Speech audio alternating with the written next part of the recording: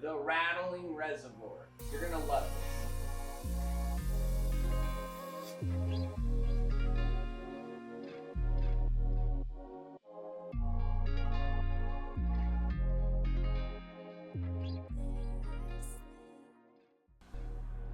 What's up, guys? Welcome back to GetSharp. I'm Corey, and this is where I sharpen your knives. I got an interesting one for you. Today's video is a hack for the Tormek system. Now, I don't know if this is isolated to me or if several people run into this issue, but when I'm grinding and I've got my reservoir up, from time to time, the reservoir will vibrate.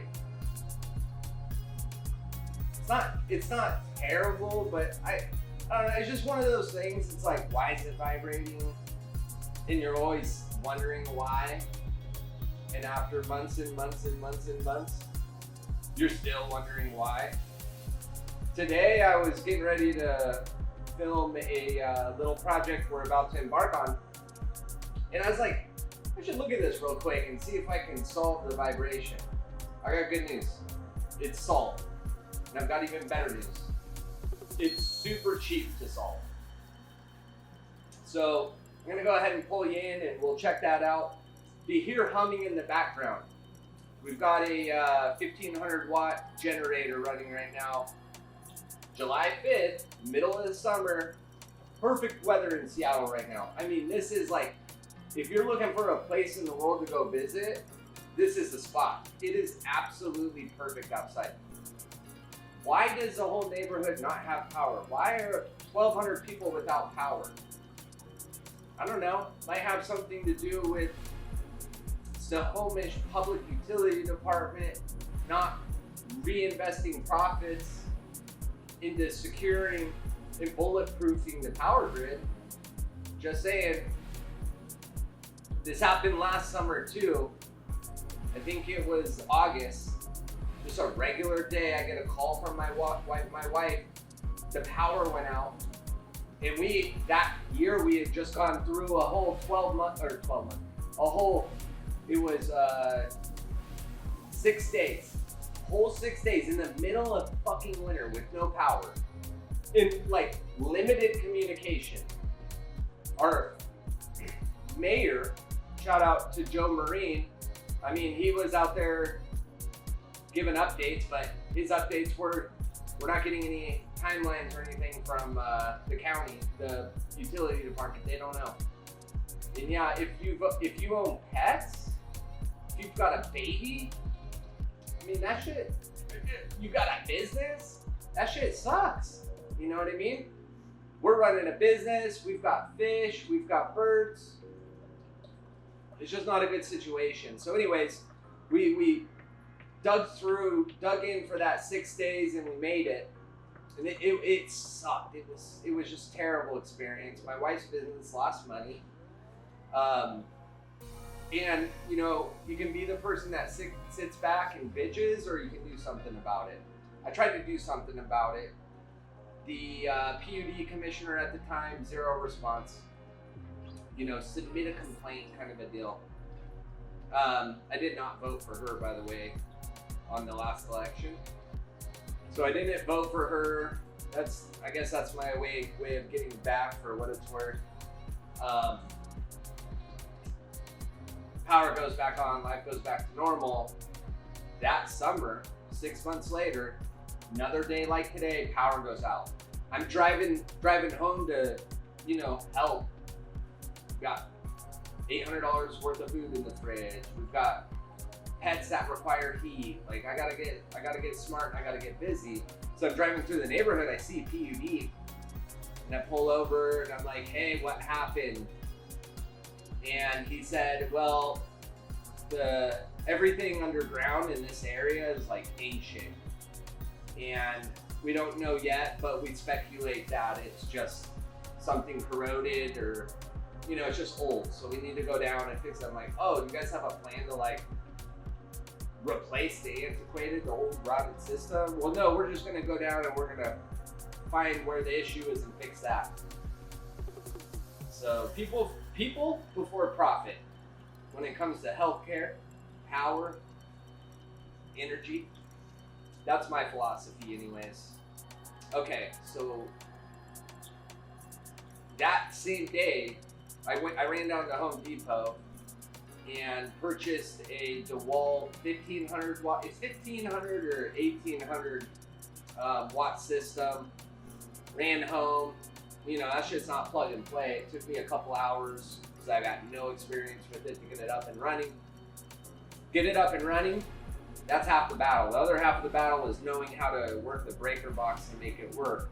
Luckily, the house is rigged up with what's called a reliance system. So you can take in power from an alternate direction.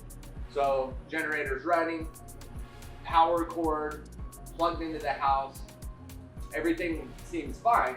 Well, it wasn't. I couldn't get it to work. Shout out to my digital combat simulator wingman Seeker out of Connecticut, I believe is where he lives. He explained to me exactly what steps I need to go through with the breaker box. By that point, power came back on. I never got to test the generator. Today, power goes off. I look at my wife. Actually, she'll call me out. She looks at me, reminds me, you have a generator. Oh yeah, we do. It's time. I run out within 5 minutes. I got that thing up and running. Plug it into the wall. Run to the breaker box. Go through the system. City power off. Security slide guard up. Generator power on. Whoa. We've got lights. Run into that house. I open the door. My wife's already standing at the door and she was like, was that you? I was like, fuck yeah, that was me. Like, we're good. We got power. So it's working. We're running on dinosaur bones right now, but nonetheless, we can continue to live our lives the way we like to, and that's with a powered house. So, sorry, that was a long tangent. I'm gonna have to figure out if those are worth it or not for your guys' sake. And shout out to Fred B. You're the man. This guy, this subscriber, he's always giving me tips to help me improve my videos. I've called him out a couple times for the close-ups. I'm enjoying the close-ups. Lost the camera in that process, but that's on me. But he gave me a comment. I woke up first thing this morning, I saw it. He mentioned my lighting doesn't look so great. And yeah, I'm using some really harsh lights. I'm in a garage. So I got one of those new Chinese garage lights with all the LEDs and it's like an octopus and all that. And got one up there. The pack came with two, so I put a second one on one of those cheap little Target stand-up lights. That one's right here. And then I've got this little tiny LED light that's supposed to go on top of the camera. That's where my microphone is. So I got light source here, and up top, light source here. And in the very back of the garage, we got an old school LED light that's, I don't think it's doing shit. Anyways, I took a quick lesson on videography, photography, and exposure. And today's a big test. So right now my camera is hopefully optimized for the closest to perfect exposure I can run. It's way higher than I was running before. I had to jack the ISO up, so hopefully I'm not losing too much detail or sharpness, that nice clean look. We'll find out soon. So yeah, that's a quick life update. That's what's going on. But back to our purpose today, the Rattling Reservoir. You're gonna love this. I'm gonna pull you guys in for a closer look. Or actually, before I do, let's shut her off. I don't know why I had it running that whole time. Now it's not as easy to get on and off now.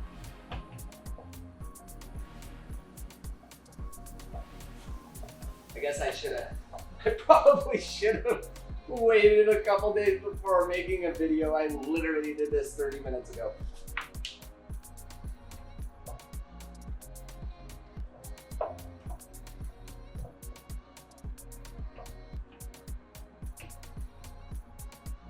I think it's just really snug in the moment, but over time it's gonna loosen up.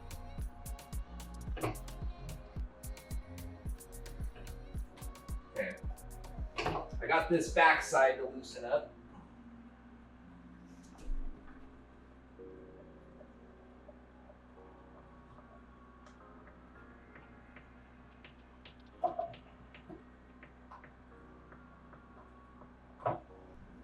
Boy, she's really fucking stuck in there.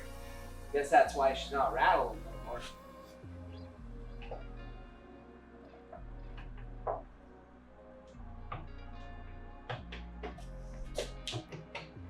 Guess it would help if I hit record.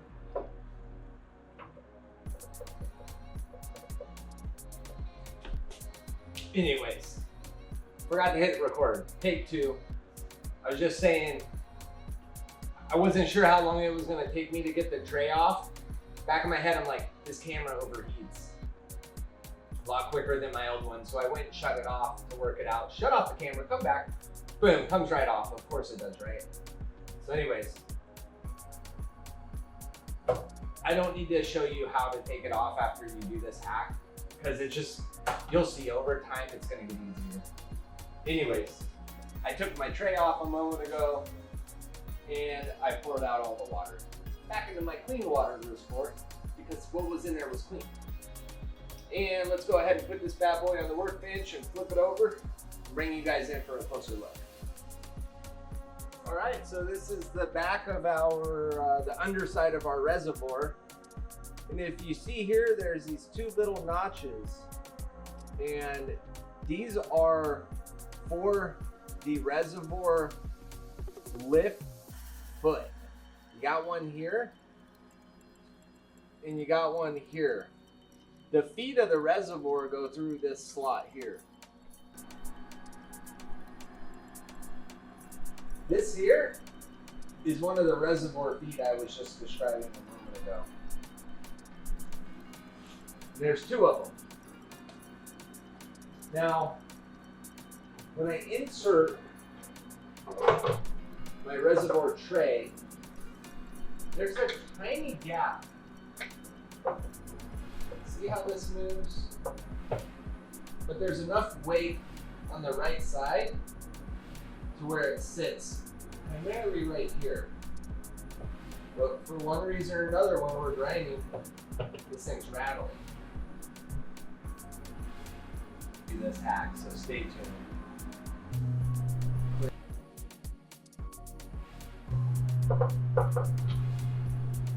Why would anything like that be so easy? But if you own a Tormek, I know you know what I'm talking about. If you're thinking about buying one, you're gonna need to do it. So I thought to myself, if I could add a little bit of padding in that little gap there, that might reduce the vibrations. Let me go ahead and show you what I did.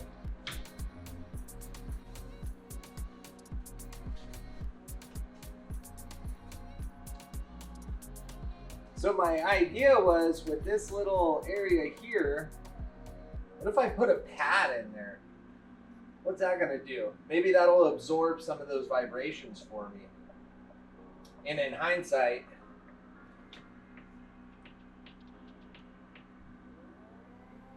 make it a little difficult to get the reservoir feet in and out of that hole. So now you're probably asking yourself, well, Corey, what the hell did you use? This will be the second time this stuff has made an appearance on this show. And that's this double-sided padded utility tape. So my knee-jerk reaction was, oh, okay, that's about this long, and I'm gonna go ahead and grab some scissors, and I'm gonna pull out a piece that's approximately this long, make a cut, put it on there, I'm done. And then I realized, and you've probably done this too, I have fucking tools. Why don't we use them? So went in, I measured this out, and we get just under 19 millimeters. And we take our double-sided tape and we cut out a strip That is 19 millimeters. I'm really doing my best not to be a lazy photographer, but boy, it's kind of time sucking to move the camera around, up and down, left and right all the time. But I'm enjoying it. I really enjoy the editing part. So, okay, we've got our tape under the reservoir. And we're gonna slide her in. She's gonna feel a little snug.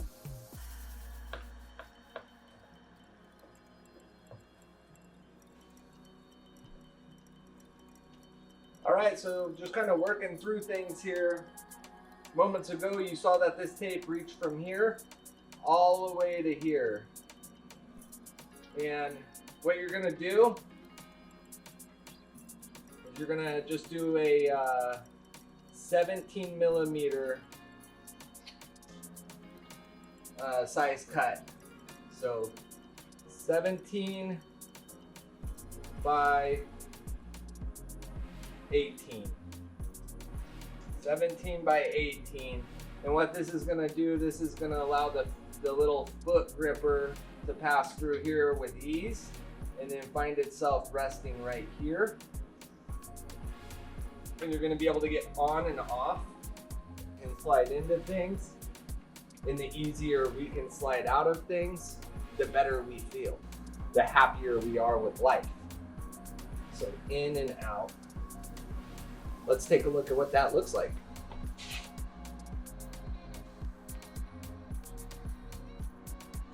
All right, looks like we're focused on that, the Tormek Reservoir riser foot.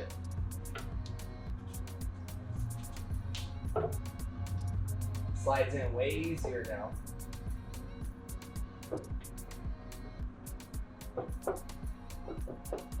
Get her seated all the way up against her wall. That's as far as it'll go. And we've got great contact right there. Well, let's go ahead and put some water in her, power her on, and see how she runs.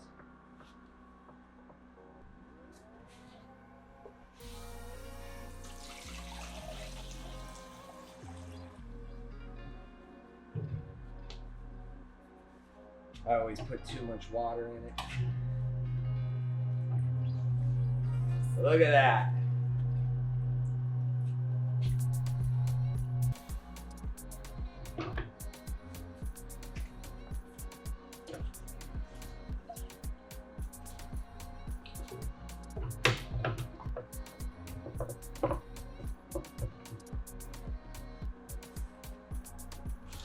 All right, let's go ahead and shimmy her off.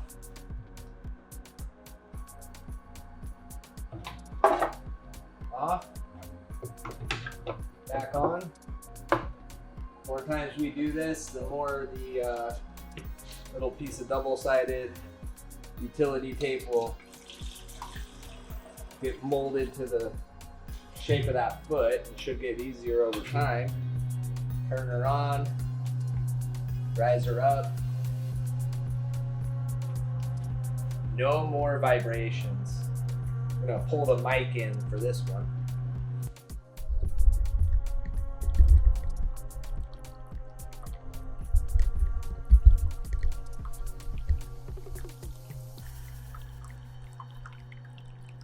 All right, let's go ahead and lower our reservoir. Turn our Tormek off and empty our tray. When you first get the tape on, you'll want to loosen it up at the bottom. Empty the tray. Get that tray back on there.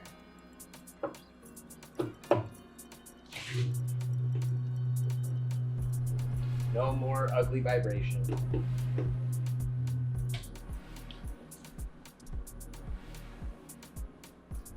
Well, there she is. We got a really simple and cheap hack to reduce the vibration on your Tormek reservoir tray.